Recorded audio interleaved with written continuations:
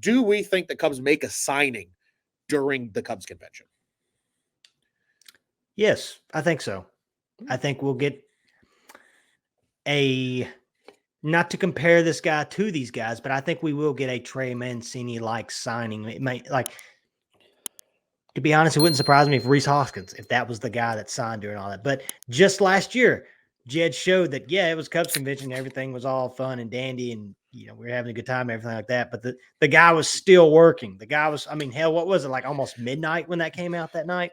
I think it was like 9 o'clock. It was decently late. It was decently late. So, but yeah, I think there will be a signing, whether it's Rhys or maybe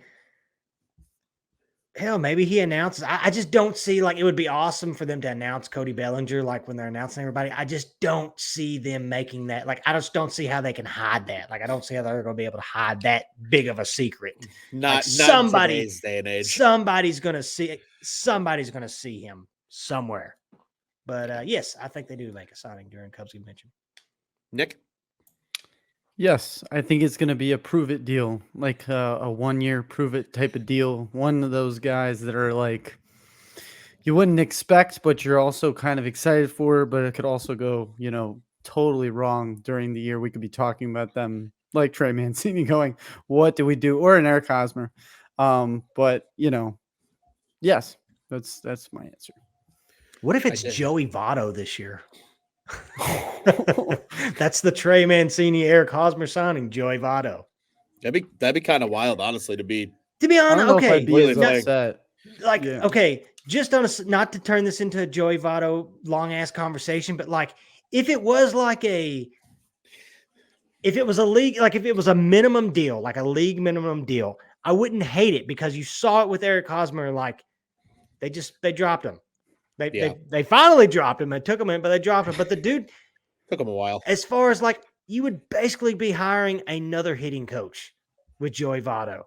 Yeah. Who knows? Maybe he vibes with guys like Christopher Morel and even Ian Happ and Nico and Dansby and all of them. Maybe, and if not, but I would hate it, but not to turn this into a Joey Votto question. But yeah. No, I totally respect that. It's going to be interesting. A couple of ones here in the comments section. My dad says, yes, they will sign someone. Darren says maybe a reliever with a question mark. I think that's a very likely possibility. Jeremiah says they kept the council signing silent. So maybe they would be able to keep something silent. Scott says they are going to sign David Robertson back to the Cubs during CubsCon. And then Jeremiah just noted that he loves Joey Votto. Gentlemen, I agree with you. I think they do sign somebody, and I'm actually going to go out on a limb and I'm going to predict a name. And if I'm right, I don't know what's going to happen, but I might enact some revenge when it comes to the Mancini if I nail this on the freaking spot. My prediction is they will sign somebody. It'll be a 1 year prove it deal for 36-year-old first baseman Brandon Belt. Because the Cubs need a left-handed bat that fits.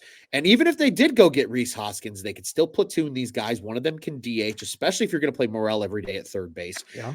Brandon Belt. His name has been bounced around a lot. And he mashes